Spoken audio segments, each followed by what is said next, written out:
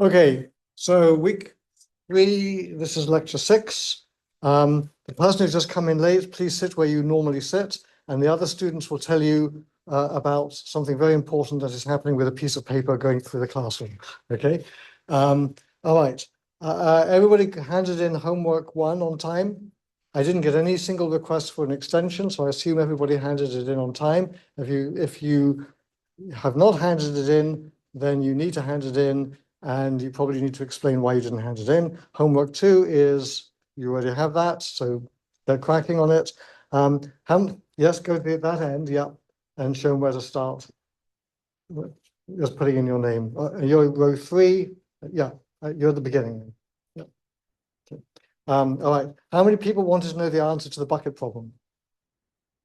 You all want to know the answer to the bucket problem. Well, I'm amazed. I know nobody ever asks for the answer to the bucket problem. Okay, please sit where you normally sit, and I'm going to capture your name so I'll remember your name. Well, I know kind of what your name is. Gabriel? No. No, that's you. Okay, that's you, right? Okay. See, I just do it by location. All right. So please, can you pass it to him so that he can fill out his name in the next to Andrew? Yeah. All right. Okay, so here's the answer to the bucket problem. Okay. Okay, first of all, why did I ask the question? Okay, so somebody who hasn't answered a question in the last week or so. Anybody? Why did I ask the question? Is it just to confuse you, just to infuriate you? Yes? Yeah. Partly, yeah. No, not that. Anybody got a pedagogical perspective on why I asked the question? Jake. Well, my guess was that to make us think about how if something seems to be violating the laws of thermodynamics, your assumptions about the problem are probably wrong. Right. If the problem seems to violate the laws of physics or thermodynamics, then probably the assumptions are wrong. That is indeed true. Okay. So I'll tell you I'll tell you one answer to the problem.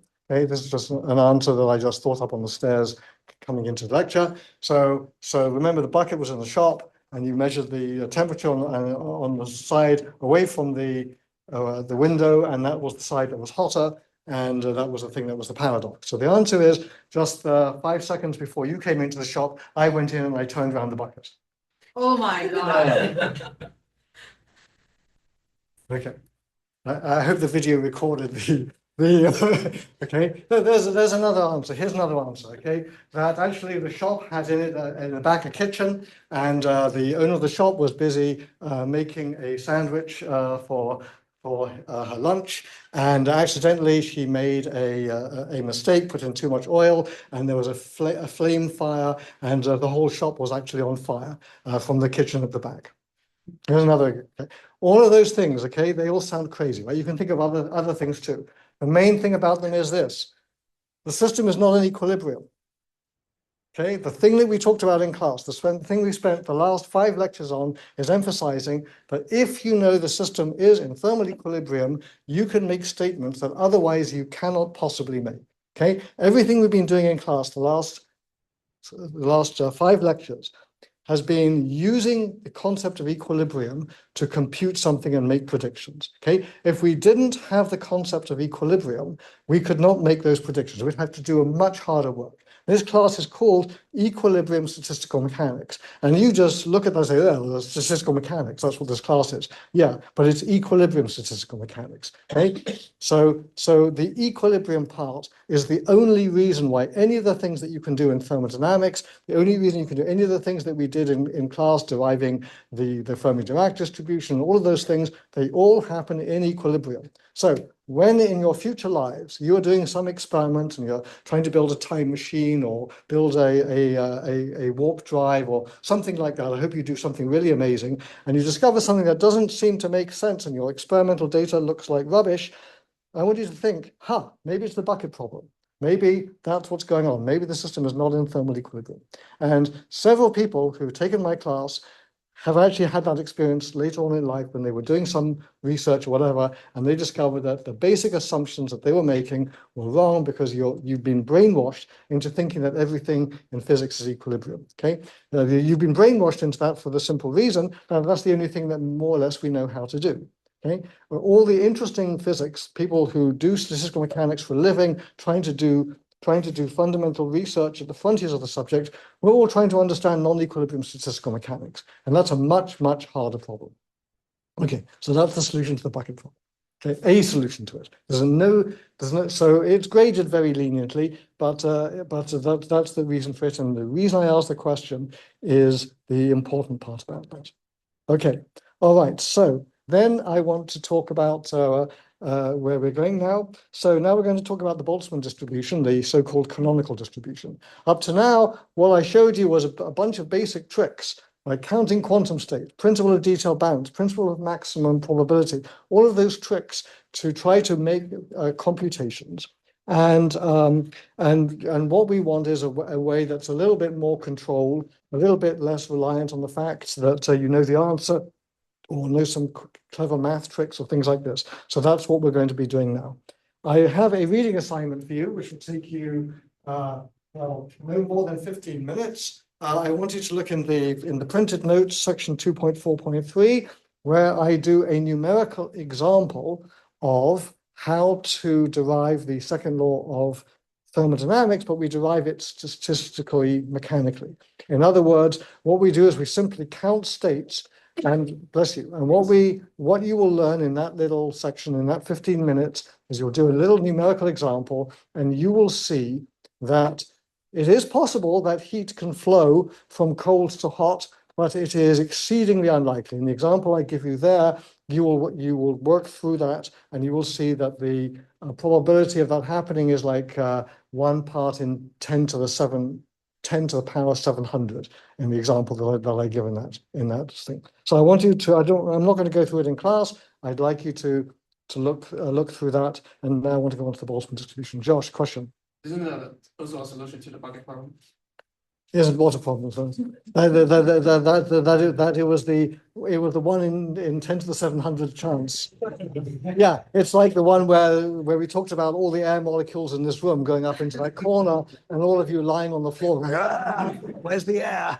Yeah, that's not a good answer. My answer is better, right? because in your answer, in that answer, you would have had, the universe would have had to have been about 10 to the 700 billion years old, and it isn't. How old is the universe? How old is the universe? Okay, 100 years, 1,000 years, 1,000,000 years, roughly, to order of magnitude. Okay, you guys should know this. Okay, go and look it up. How old is the universe? Okay, how old is the Earth? 4.6 what? Billion years old. Okay, when did life start on Earth? Huh? About 500 million to a billion or so. No, much earlier than that. How much? Older than that. The last universal common ancestor of all life on this planet is a bit dated to around 3.8 billion years. The planet is 4.6 billion. That means that life started and developed the architecture of the modern cell in less than 1 billion years, about 800 million years. Okay, but it may even be a shorter period of time than that. It is a very fundamental problem in biology, and actually one of the most interesting papers I wrote was an explanation of how that could have happened. It's a very, very interesting puzzle. So knowing these numbers is actually important. Okay, useful. All right. Okay, I'm not going to talk about biology, or evolutionary biology, or origin of life. Ask me about it some other time or at the discussion session. Okay, let's talk about the Boltzmann distribution. All right, so what we've done up to now is we calculated the Fermi-Dirac distribution, and we've talked about other distributions as well. And we've called, and that is an example of the mean occupancy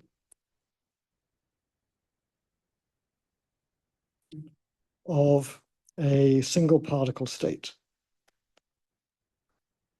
Remember how I defined that? I can take the system of many particles, they're non-interacting, so the probability of finding all the particles in some particular state factorizes into the probability of finding one particle in one state times the probability of finding the next particle in another state, and so on and so forth. So that's called the single particle or one particle distribution function. What we actually want to know is a much more general question. So the general question that we want to know the answer to is, what is the probability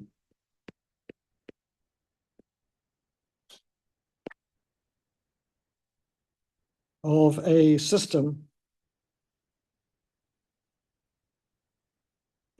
being in a particular many-body quantum state?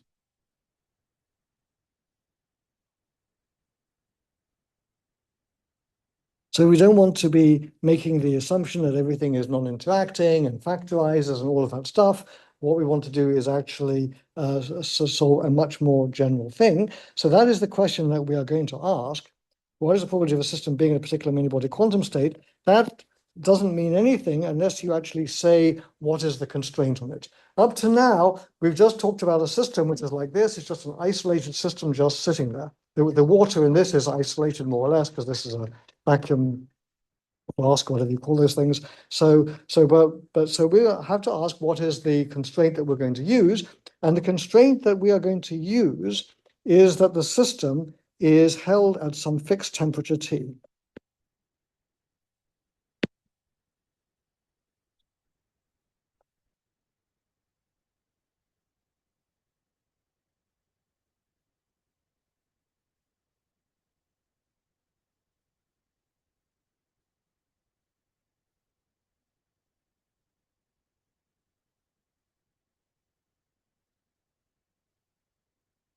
So that is different from what we've talked about up to now. It's different because it's not isolated. But we know that we want to know the answer to that question because we know that if the system is at some particular temperature T, and that's the condition for being in thermal equilibrium. So we know, and if two systems are in contact, they should be in thermal equilibrium if their temperatures are the same. So we know that temperature is a very important variable in controlling the way that energy flows. So if we say that the system has a fixed temperature T, it is not an isolated system. And that means that if it's not isolated, the principle of equal a priori probabilities cannot hold.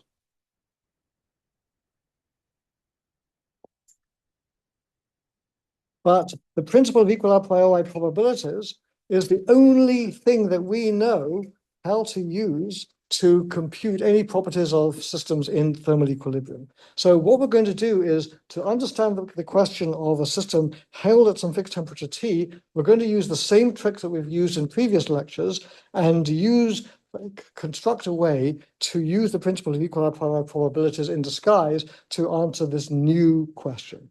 So the system is not isolated, and that means that therefore it's also not in an energy eigenstate.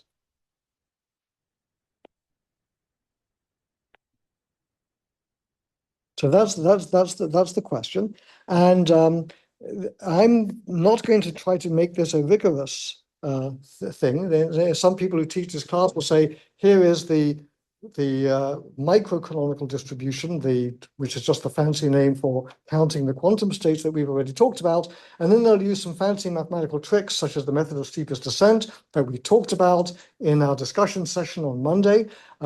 They will use that to then derive the Boltzmann distribution from that, and you can do that. It's called the method of Darwin and Fowler. It was done in the 1920s, but the physical interpretation of that is completely obscure, means nothing to people, and so I'm not going to teach it like that.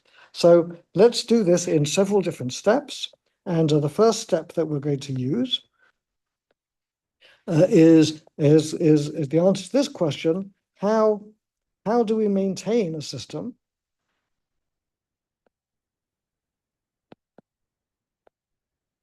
the system of interest, which I'll call S,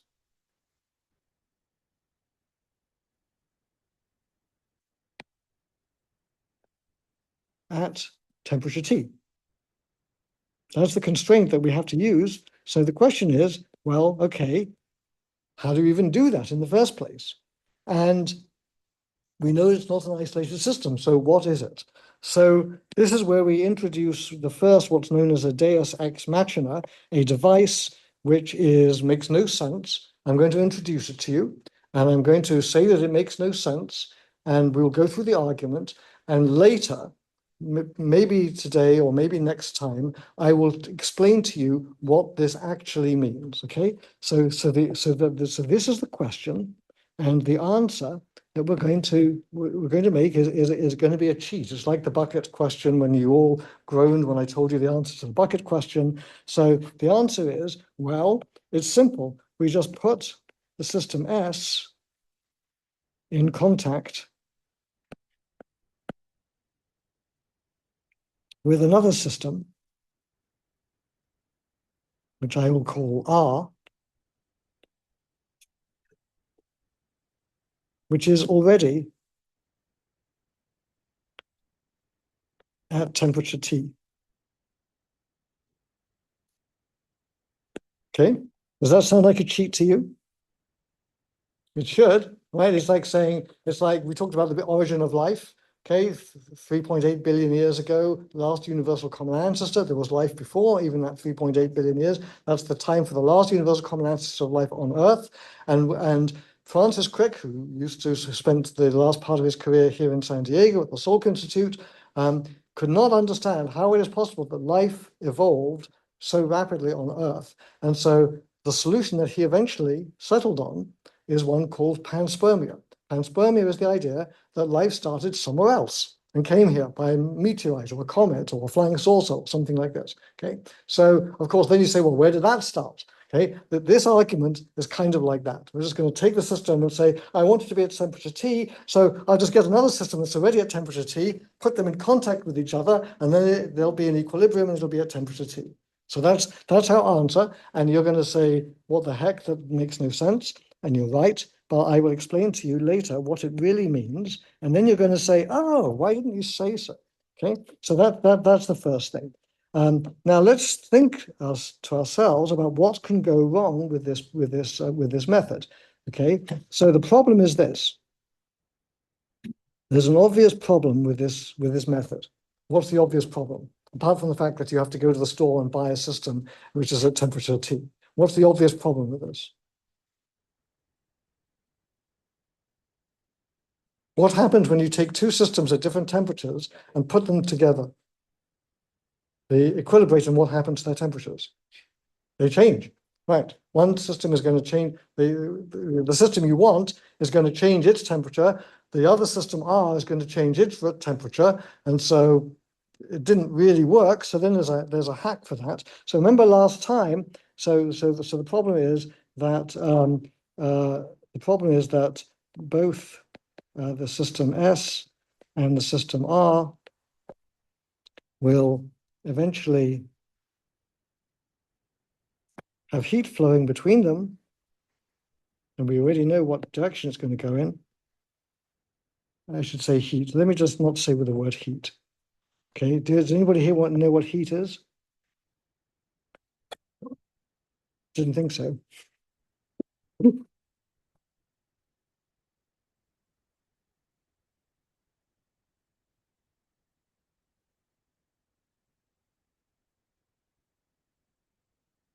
Okay, so remember last time we introduced the concept of heat capacity.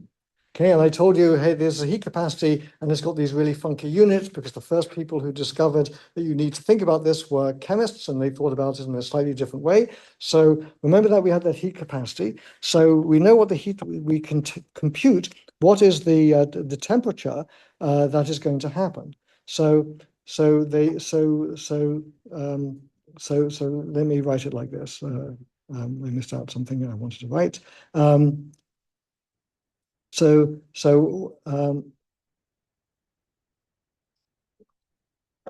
So what is the temperature that they will equilibrate at?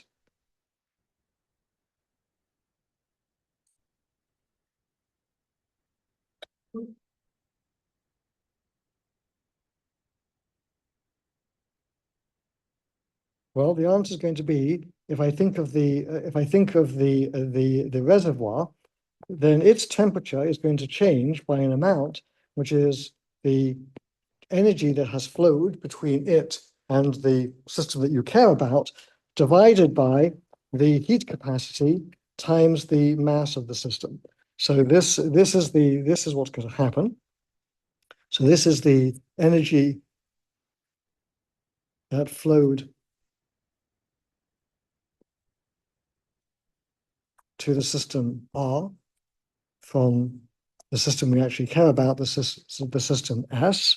The quantity M, that's the mass of the mass of the system R,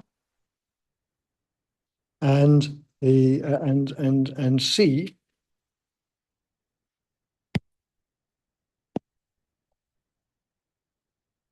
that's the heat capacity. Actually, not the heat capacity, the specific heat.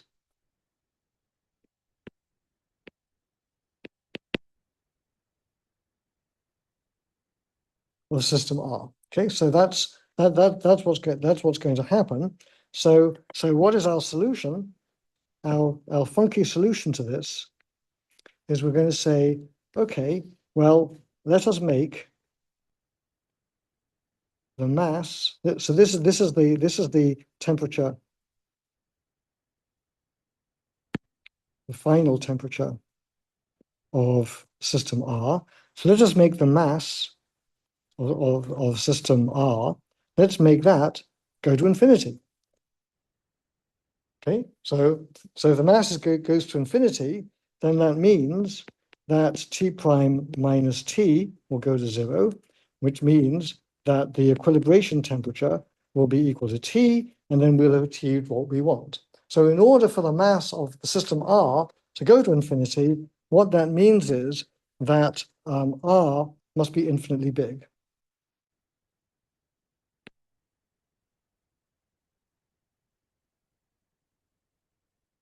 And at least certainly compared with the system S. And so what that means is, so that when a finite amount of energy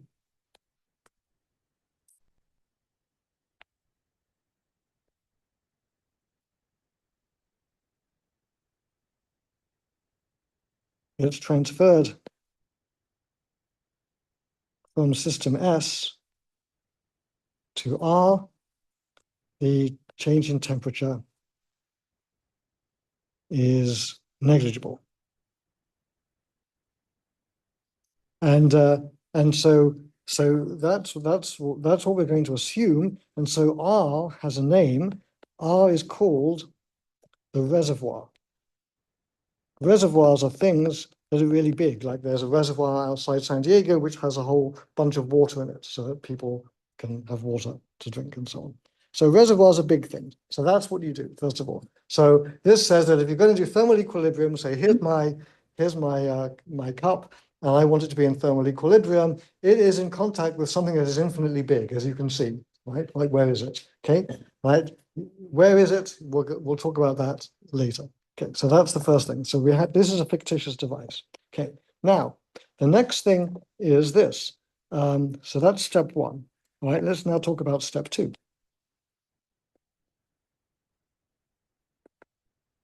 So I have my system S, which can be very small. I have my system R, which is very big. I've drawn it like that. They transfer energy back and forth. And then I'm going to put them inside a sealed box. So there they are, like that. So that thing is then isolated. And if it's isolated, then its total energy is a constant.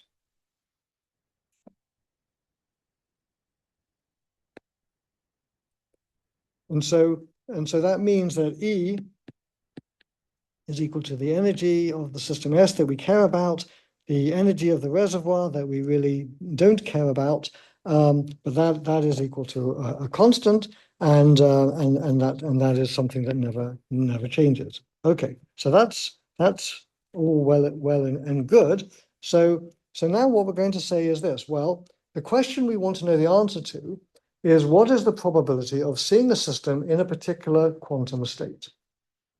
So now we're going to ask another question. We're going to say, let's now put, through some measurement method, put system S into a particular quantum state I, and then let's see what is going to happen. So the next thing that we're going to do is, when the system that we care about, system S, is in the quantum state I,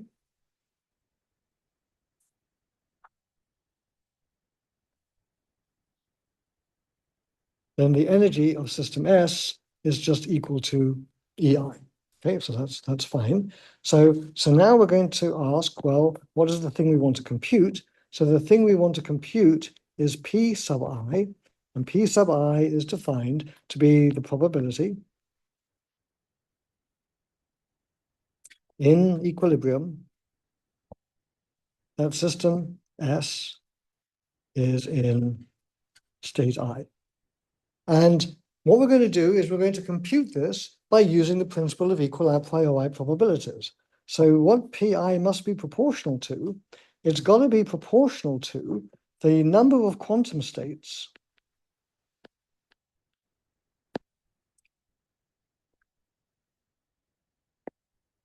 of the combined system, the joint system, as I'll call it,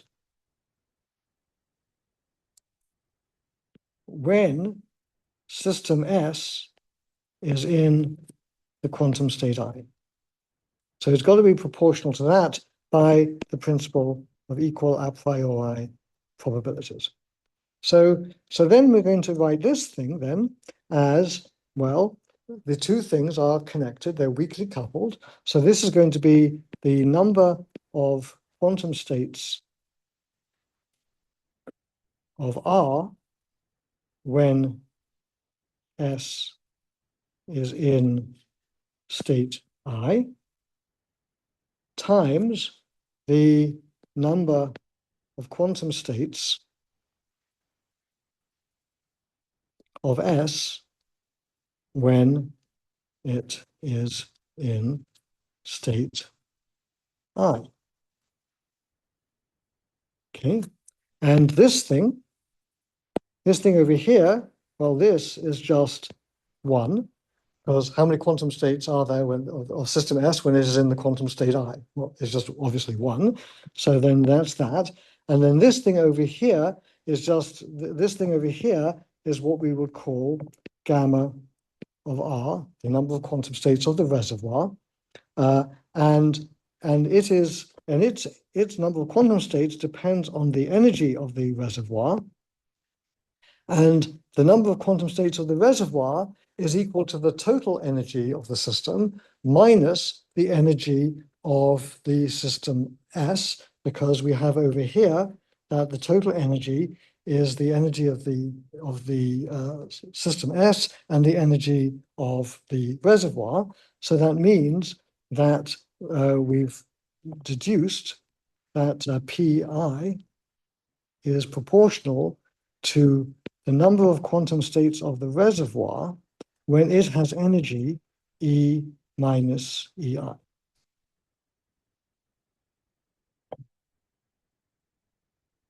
Okay, so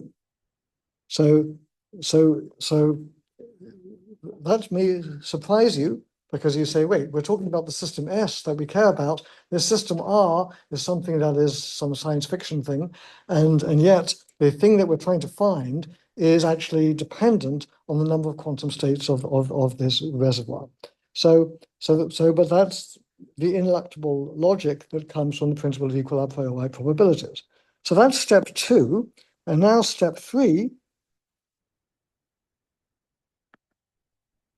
is we haven't used the fact that R is a reservoir. So now we're going to use the reservoir property.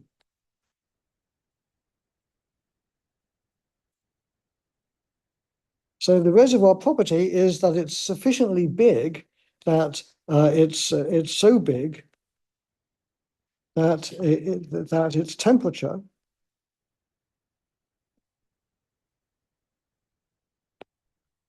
stays constant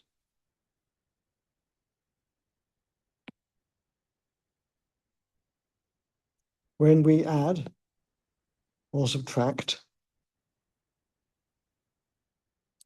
energy, finite amount of energy, E sub I.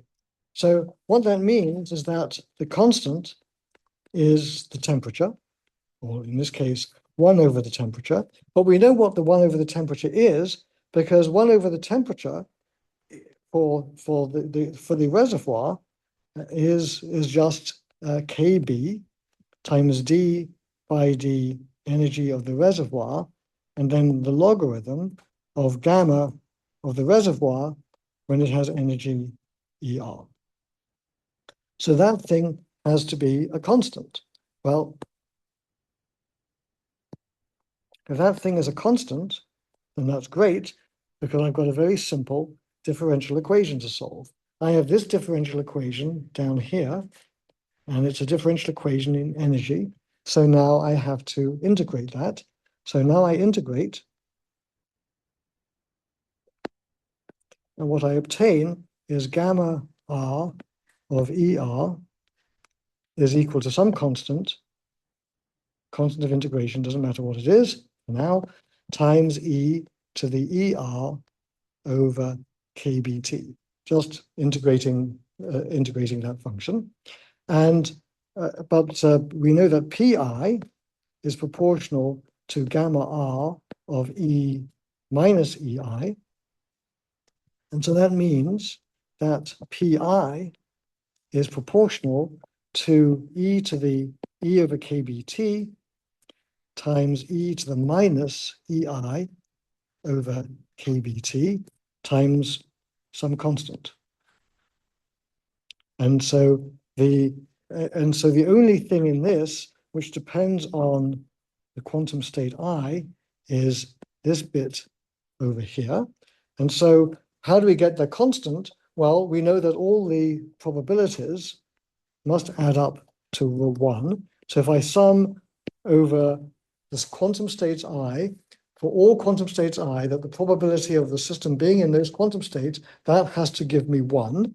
And so that means that I can compute then what is the normalization. And so therefore Pi is equal to 1 over Z, e to the minus EI over KT, and Z, this normalization, is called the normalization.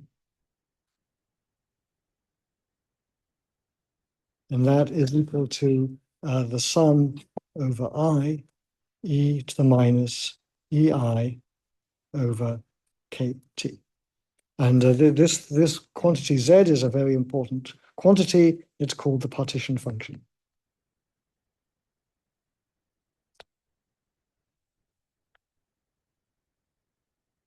Okay, this sum over I here, what is the sum over? Energy levels? Yeah. What is the sum over? Sum over quantum states. If you said energy levels, would that be right? Definitely not. Okay. All right. So this is a sum over quantum states and definitely not energy levels. But I found by experience that half the class will at some point make a mistake and think that it is summing over energy levels, not summing over quantum states. But you guys are great, so you didn't fall into that trap. Okay, so that's not energy levels. Okay, and this thing that we've just derived, this thing is known as the Boltzmann distribution.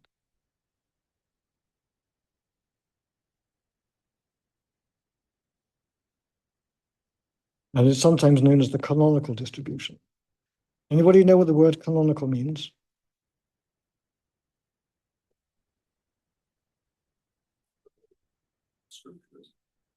It is. Andrew says it's related to the canon of the scriptures, meaning like the Old or New Testament or I said something. it's probably not, but I guess. No, oh, he said not. You made a minor sign mistake. It is. Canonical means usual, customary. Okay, so the customary scriptures, at least in the West or in England or somewhere or Europe, is the Bible or something like that. So that's the canon. Okay, you've probably used the word canon. Like if you're a fan of anime, you might know what is canon in the story of some manga or anime or something like that. You've all heard that, right? Okay, I can see there's more nods to that than the other thing. Yeah, so this is canonical in exactly the same way that certain things are canonical, are canon in various animes and manga and things like this. So it means the usual thing, and it really is the usual thing. Anytime you see a paper where somebody does a calculation of statistical mechanics, they will almost always use this because it's so easy to do the calculation, and I'm going to show you how to do that. Okay, so that is that's why it's called the Boltzmann distribution, the canonical. Much easier than just counting quantum states. Counting quantum states is called the microcanonical ensemble. I have no idea why, but that's the name. Okay, so let's just now summarize here. So the question is, why is it not? Why not probability of finding a system with energy?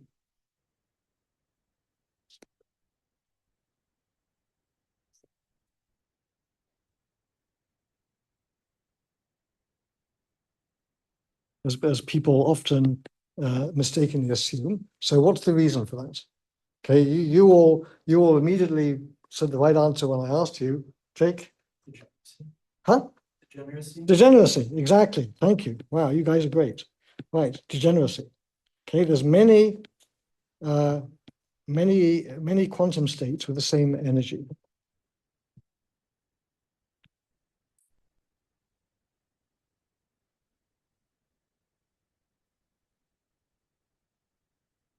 And in fact, we know how many there are because we spent a week calculating that, right? That's what we learn how to calculate.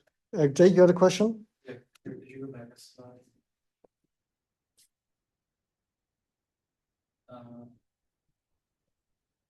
Actually, never mind. Okay, so yeah, it's on the left side. I'm confused about what happened to the term. The E to the E over KT. Yeah. Okay, well, remember E is just the energy of the combined system. Yes. Okay, I don't care about that, it's just a number. And T is just the temperature, so that's just the temperature.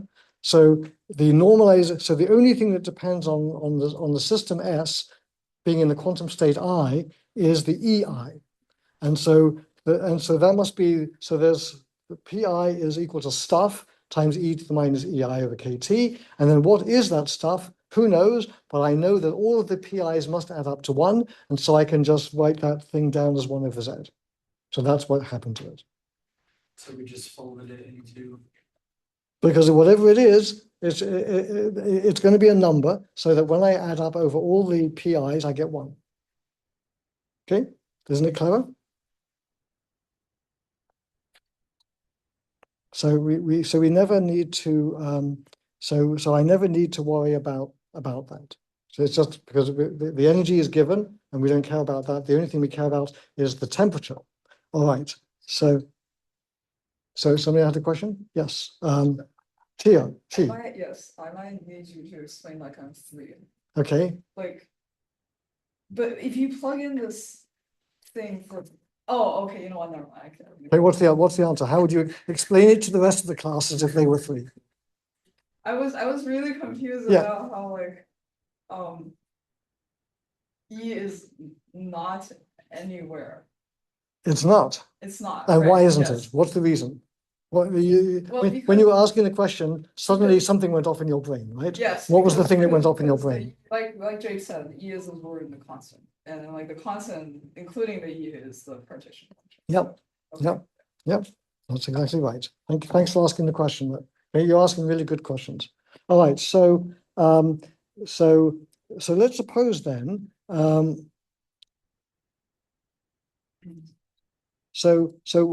then you might say, well, okay, fine, but suppose I want to know, okay, what is the probability?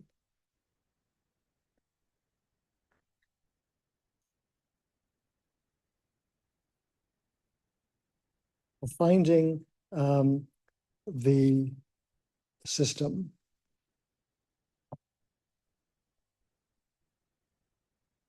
with energy E, and the answer is going to be or EI if you want. So the answer is F of EI has to be proportional to the probability of being in the quantum state I times the number of quantum states that have that energy, and that would be gamma of EI. And so now let's think about what that will look like. So if I think about P now, so yeah, let me draw this like this. This is the thing you would want to know is what does it look like? So let's draw what P sub I looks like. And I hope you understand that this should really be coarse-grained. So when I say what is the probability of finding a system with energy E, what I really want to say is what is the probability of finding a system with energy E between E and E plus delta E, just like we did before. But so let's suppose I draw the energies like this, and now I'm going to do this at 0 temperature. So this probability is then just it's just one at 0 energy. And then if I go to a higher temperature,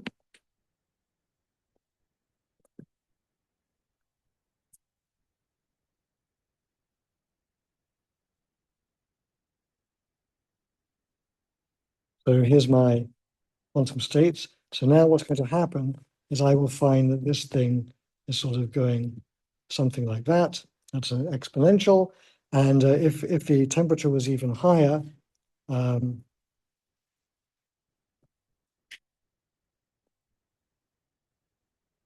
mean to draw it in a different color.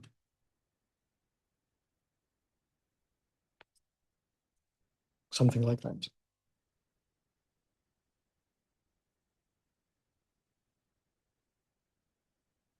Okay, so that's what the P looks like.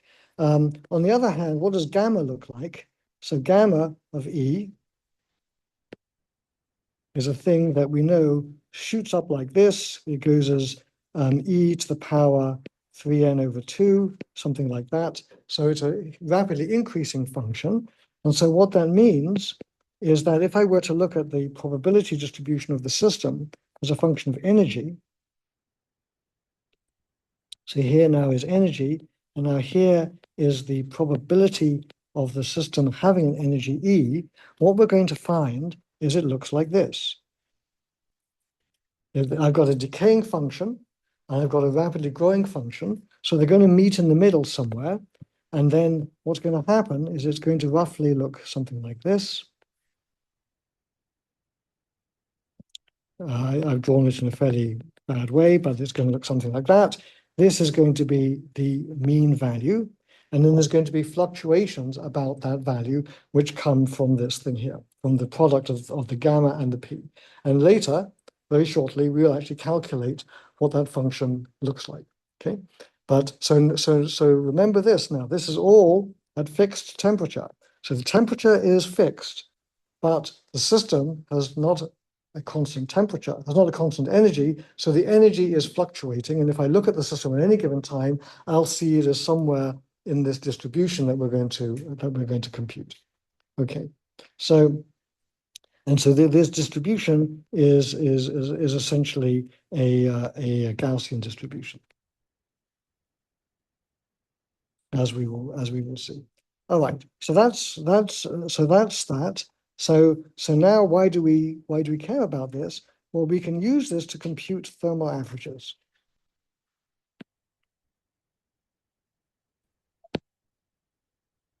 So when I mean a thermal average, what I mean is the following: take a physical quantity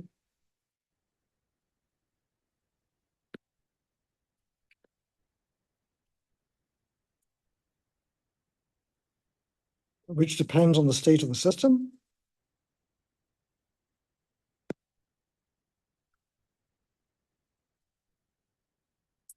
It depends on the state I.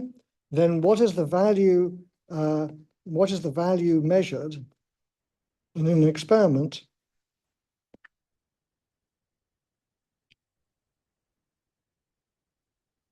in thermal equilibrium? Okay. Always remember it has to be in thermal equilibrium for any of this to apply. And the answer is the thing called a thermal average, which I'm going to write like this. So the expectation value of Q, so that's how to read that, is then the probability, sum over states I, the probability of being in that state I times the value of Qi. And then that is then 1 over Z, then the sum over states, then Qi itself, and then e to the minus EI over KT. And that's called the thermal average. So you might then say, well, okay, well, what is the average energy of the system? Okay, so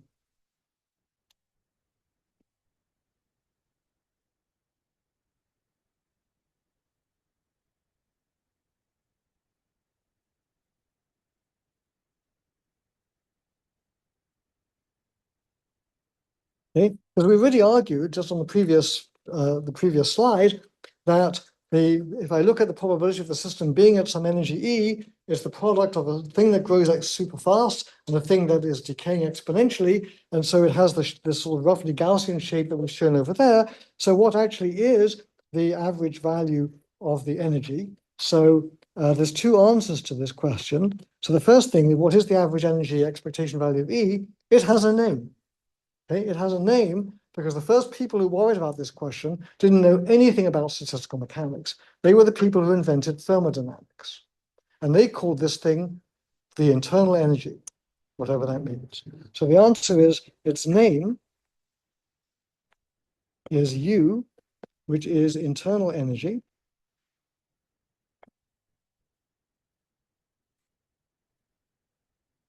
As spoken in the 19th century by thermodynamics people.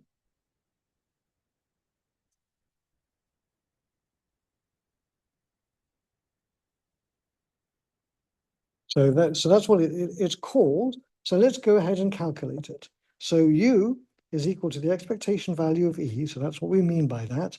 And it is just the sum from I over states I of PI, bless you, times EI.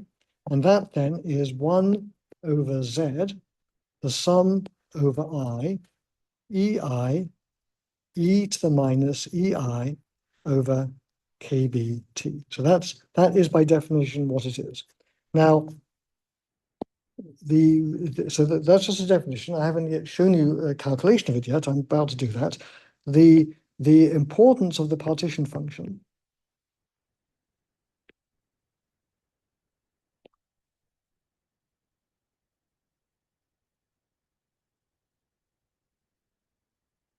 Okay. So if you are a professional statistical mechanic, you never think about the principle of detailed balance or all those clever arguments with delta functions and counting states and stuff like that. All you do is whenever you want to calculate something, you just say, well, I just compute the partition function.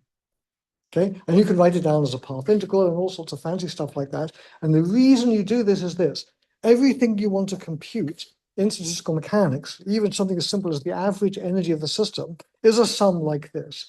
And there's a really good trick, which is this: if somebody asks you to do an integral, okay, you can't, the answer is, I'm not going to do it, because integrals are hard. So what you do instead is you figure out something clever so that if I differentiate it, it will give me the answer to the integral.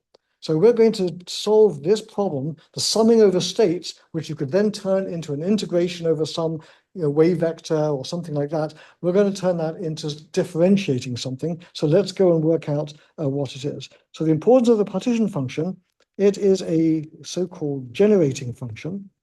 That's the name for it. It is a generating function.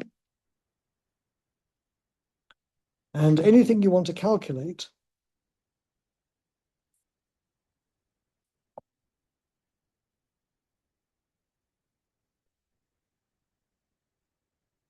you can do by differentiating it.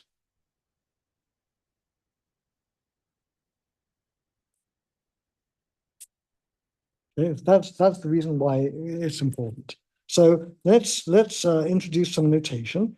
So remember that we had this quantity beta that we derived last time when we did the principle of detailed balance, and I derived through the Fermi-Dirac distribution from Fermi's golden rule. We had that coefficient beta in the Fermi-Dirac distribution, which turned out to be 1 over kT. So we'll keep using that notation. Beta, whenever you write down beta in StatMech, it is 1 over kT. So then have a look at this then. So the thing that we are trying to sum over is EI, e to the minus beta EI. That's the thing that is inside this sum, okay, or what that integral. So if you look at that, you say, well, wait a minute, that's very interesting, because that is the same thing as d by d beta of e to the minus beta EI, right? So therefore, that means that I can do a good trick. The expectation value of E is then minus 1 over Z dz by d beta.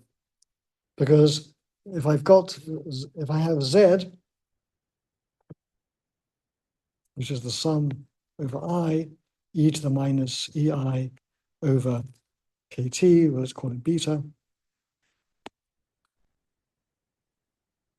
And when I differentiate Z, then that brings down, when I differentiate Z with respect to beta, it brings down the EI down to the ground level. So this thing that I want to compute up here is just minus 1 over Z. That minus 1 over Z, that's the 1 over Z that comes from here. And then this thing over here, this thing is the thing that is this, dz by d beta. So it is equal to that, and then that just is equal to, what is it equal to? Yes, minus d by d beta of the logarithm of z, and I'm doing that differentiation, keeping n fixed and v fixed. And if I want to write this in terms of temperature, this is the same thing as kBT squared d by dt of the log of z. And so anything I want to compute, I can compute just by differentiating the partition function in particular, because I've always got a 1 over z, it always ends up being the derivative of the log of the partition function. Okay, so now let's do another thing. So now I want to compute entropy. Actually, I'm not going to call it entropy. I'm going to call it canonical entropy.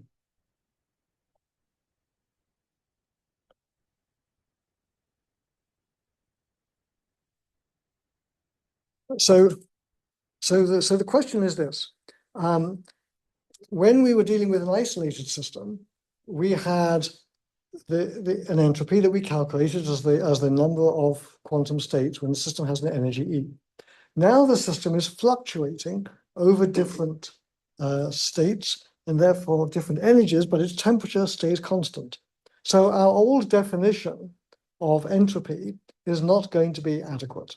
We're going to need a better definition of entropy, and that definition is called canonical entropy. And as you'll see in homework 2, when you do that, this canonical entropy that I'm going to derive for you now can reduce to the old version of entropy that you were familiar with before, but it extends it to the Boltzmann distribution. So let's talk about what we want to achieve.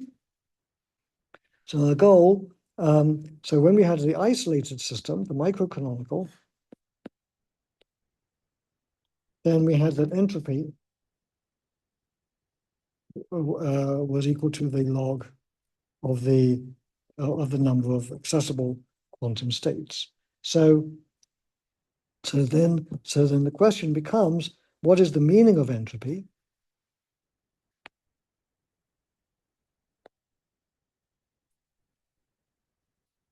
When the system that we're interested in is in contact with a reservoir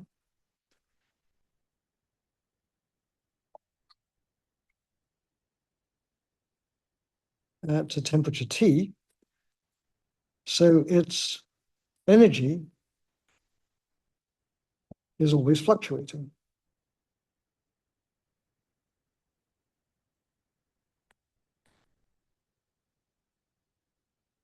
So that's a very good question. And so we're going to analyze that question. And I'm going to do it in 4 steps. So step 1. So let's consider the system S, and it is in contact with the reservoir.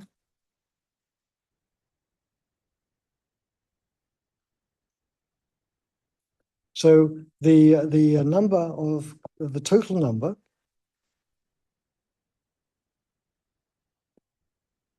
of accessible quantum states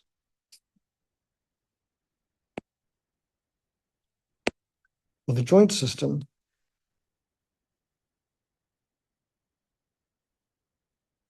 is gamma 0, which is gamma R times gamma S.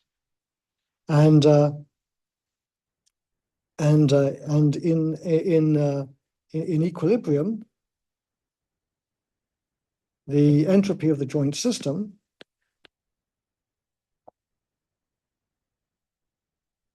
combined system, which is isolated, is just S naught is equal to KB times the log of this quantity gamma 0. And by the way, the probability of system of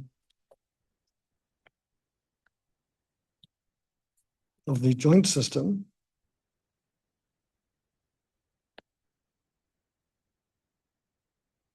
being in any quantum state is what? Which is 1 over gamma naught. Exactly.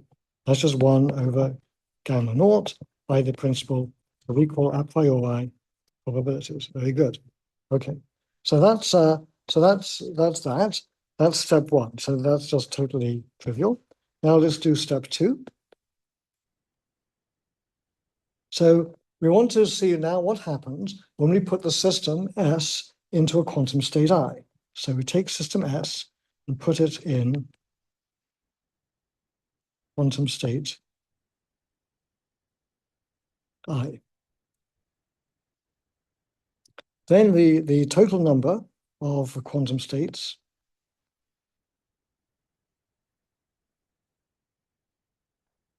I'm using the word accessible quantum states. I'm not trying to be politically correct.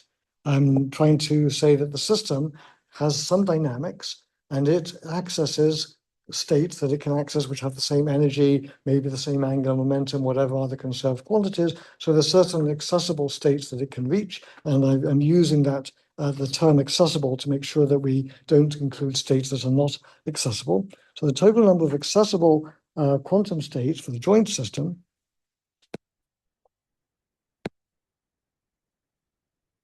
we already know the answer to that. We'll call that gamma big I, and that is 1 times gamma R of E minus EI. Again, that's something that we already saw before, because the number of quantum states of system S when it is in quantum state I is just 1, and so that's what this is the number of accessible quantum states for the joint system. Okay, so far, all I've done is just repeat in slightly different language for you what we already did before. So then, if you might say, well, so out of all the gamma zero possible quantum states,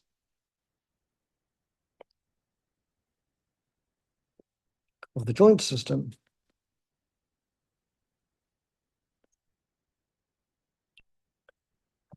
gamma I have system S in state I, and the probability then of quantum state system S being in state I is then just gamma R E minus EI over gamma naught, which is what we've had before. So that's just really going through again our argument for the Boltzmann distribution. So now let's get to the entropy. So if system S is in state I, then the entropy of the reservoir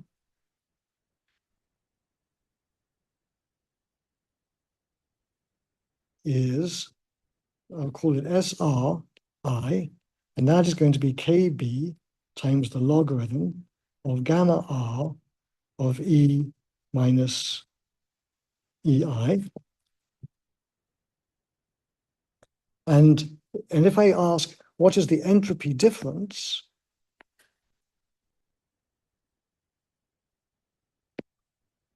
From taking the system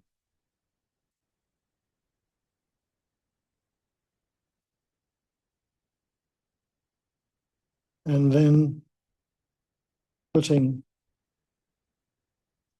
system S into state I,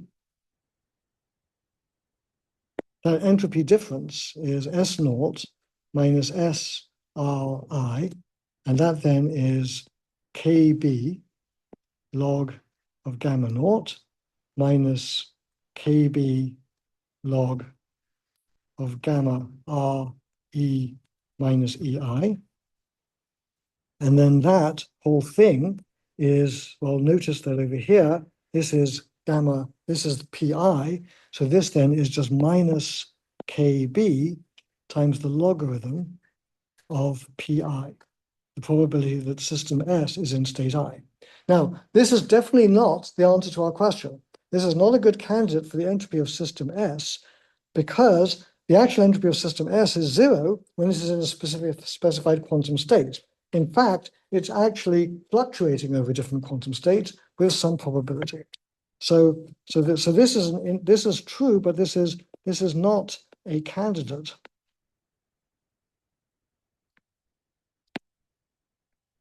for the canonical entropy,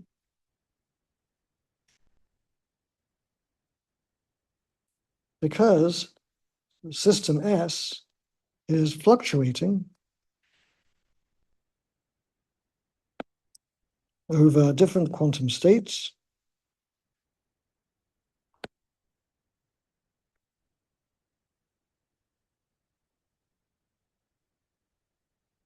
as it is held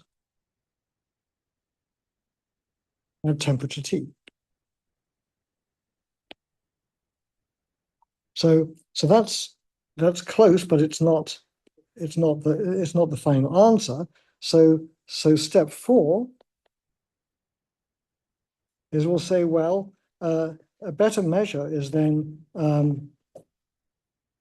take the thermal average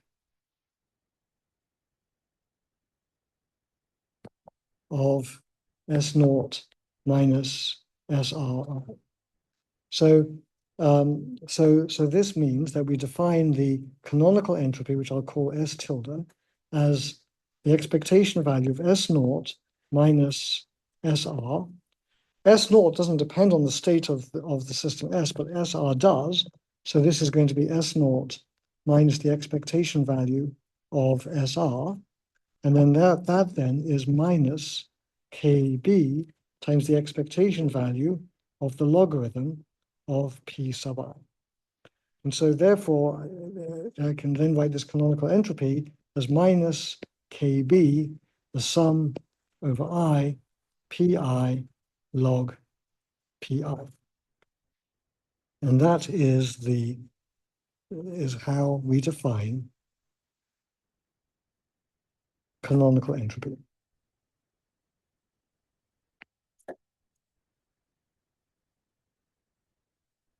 So in the homework, you'll get to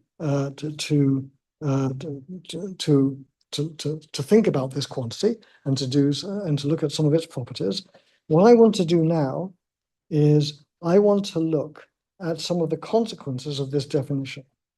So the next thing we're going to do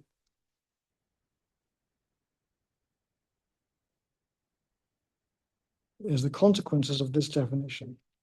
Now, remember I told you at the beginning of this course that the purpose of equilibrium statistical mechanics is to derive what are postulates, what are axioms, what were developed in the 19th century by people who developed thermodynamics. Okay, so the people who developed thermodynamics, basically they had two main interests. They wanted to blow things up and they wanted to make steam engines go faster. And that's why they invented thermodynamics. They needed to figure out where heat went. They didn't even know about the existence of atoms. It's amazing that people like Clausius and others came up with the whole thermodynamics. And that's indeed why most of you, when you were undergraduates, or certainly for me as an undergraduate, when I was taught thermodynamics, it made absolutely no sense at all. And there's a reason why it didn't make any sense at all. It's because we're not geniuses like the people who invented thermodynamics. Those people somehow figured this out, and I find it amazing that they did. But now we have an understanding of the microscopic structure of matter. We understand this connection between microscopic laws of physics and coarse graining and macroscopic. And so we are deriving now thermodynamics. And this is what I'm going to be doing in the next few minutes, is I'm going to be deriving results that you've seen before in thermodynamics, and you probably didn't know, we didn't know what they meant. So let's now talk about the consequences of this definition of the entropy. So the first consequence is that this definition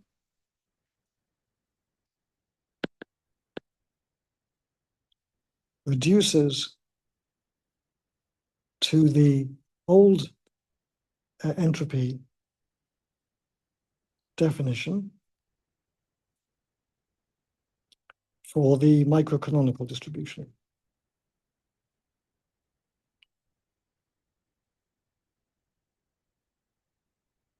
So it's just one line of algebra, but I'm not going to do it for you.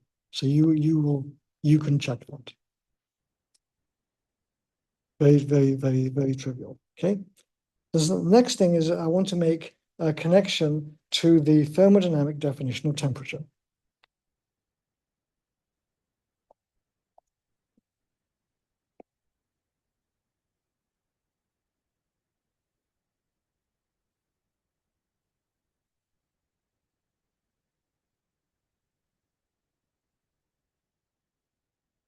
So when we had an isolated system,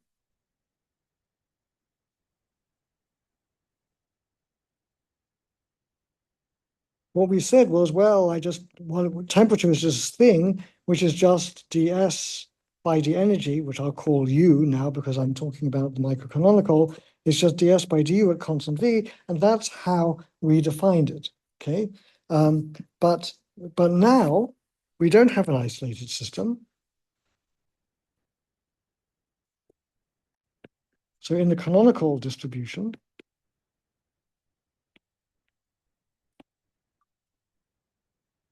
the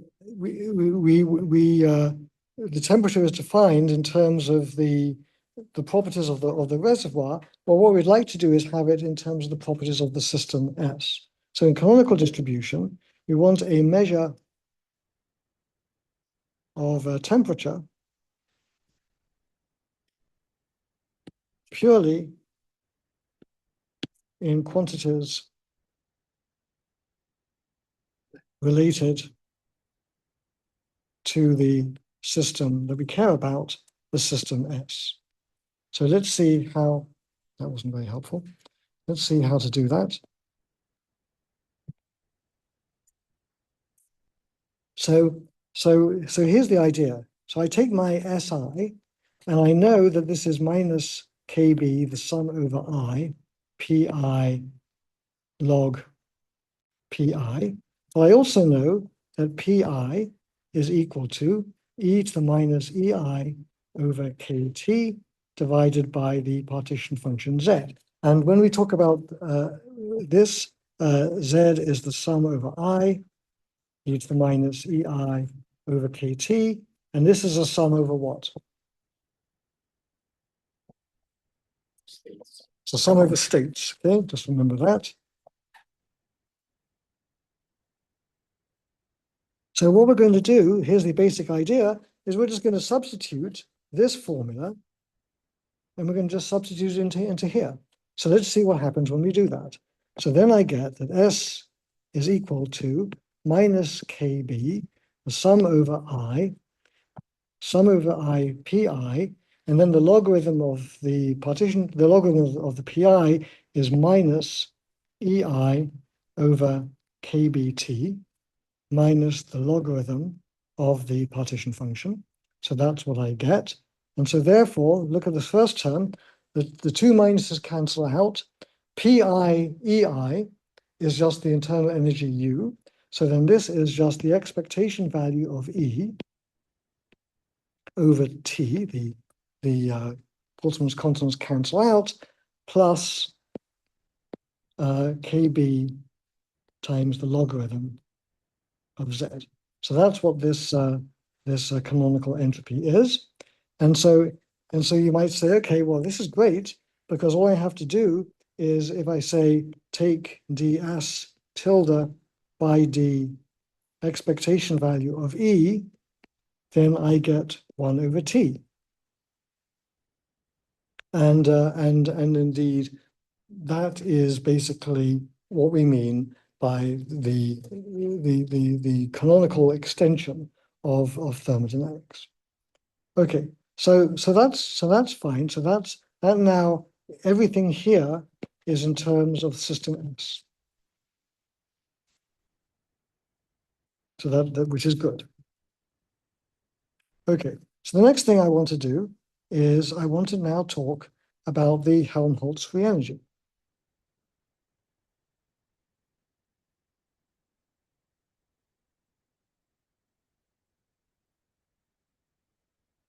And this is something that people do in thermodynamics. It's very it was introduced by Helmholtz, obviously. So what is it? Well, its definition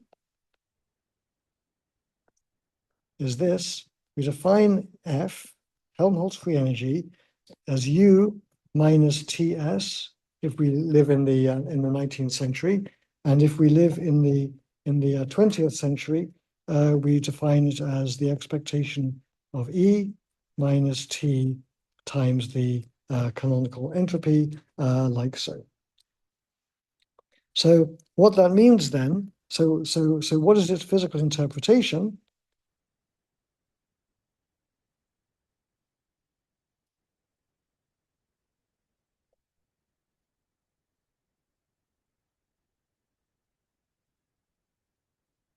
So the answer is this.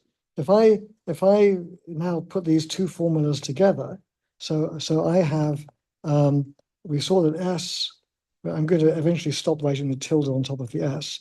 We saw that is equal to E over T plus KB log of Z. And then if I rearrange this, that means that E minus T S is equal to minus KBT log of Z. And this thing over here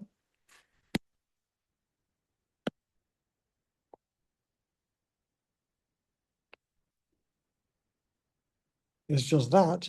And so what I've shown you then is that the thing that you knew and loved, or hated maybe, from chemistry, was the free energy, Helmholtz free energy is in fact minus kBt times the logarithm of z. And so that is the formula that you will see written down in books.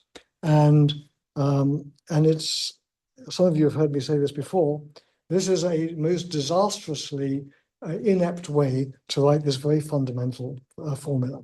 Okay, so this is true. So this is the Helmholtz free energy actually is related to the partition function. So when you were in the 19th century computing the free energy and using that to work out the efficiency of steam engines and things like that, actually what you were doing was you were manipulating a quantity that is related to the logarithm of the partition function, which is a sum over quantum states, except you didn't even know what quantum states were. Okay, so that's what it is. That's its interpretation. Okay, so I don't like this way of writing it, and so I want to write it in a much better way. I'm going to exponentiate both sides. By exponentiate both sides, I get e to the minus f over kBt, and then that is equal to z, and z is just the sum over quantum states of e to the minus ei over kt.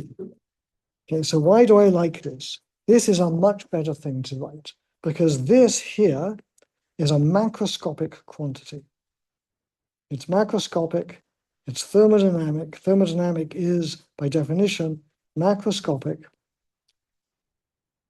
And this over here is microscopic.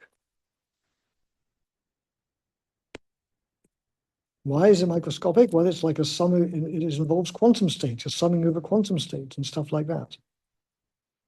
So what you've learned is that if I sum of this exponential over states, that then, if I do all of that, it gives me the thermodynamic level description, the free energy. So what's important here is this is a macroscopic level of description.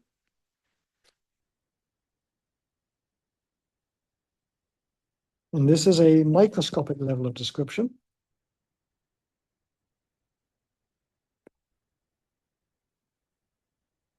And if you took my renormalization group class last quarter, what you will learn is that there is, what you learned in that, and some of you will remember this, is that there is a mesoscopic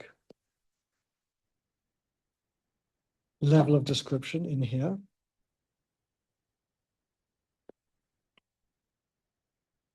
Which is another way of saying a coarse-grained level of description.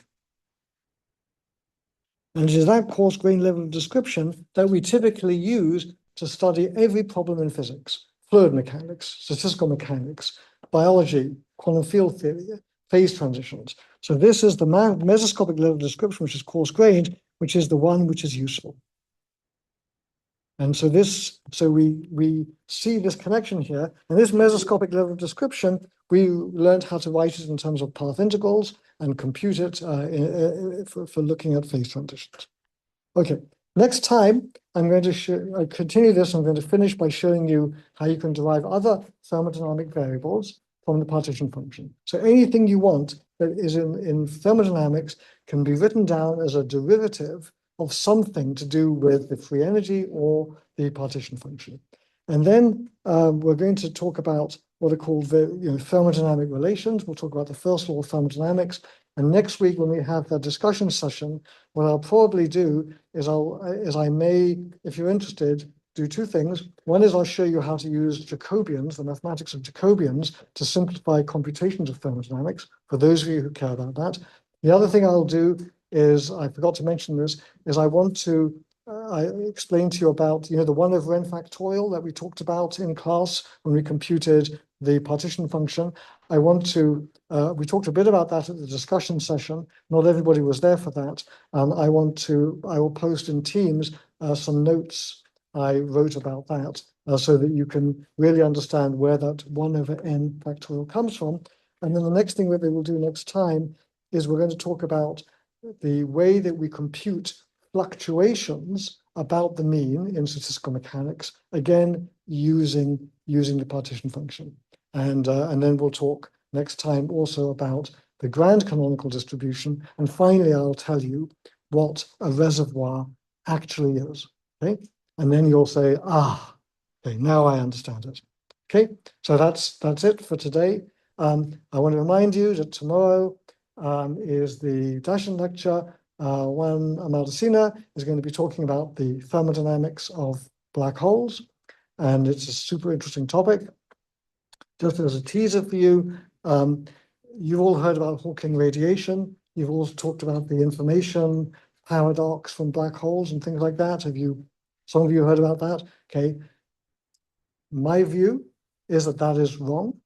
Is that there's actually a mistake in Hawking's paper, and because he neglected what is basically the principle of detailed balance, there's actually a mistake in the calculation, and you can resolve that and actually understand the information paradox without having to do anything science fictiony. So it's a very, very fundamental thing, and the thing that he neglected was a thing that Einstein discovered in 1918, which was the basis for laser physics. Okay, so anybody knows what that is? Stimulated emission. Yes. Okay. So I may, depending on what tomorrow's lecture is about, I may talk a little bit about that at the discussion session on Monday as well. Okay, so that's it. Thanks a lot.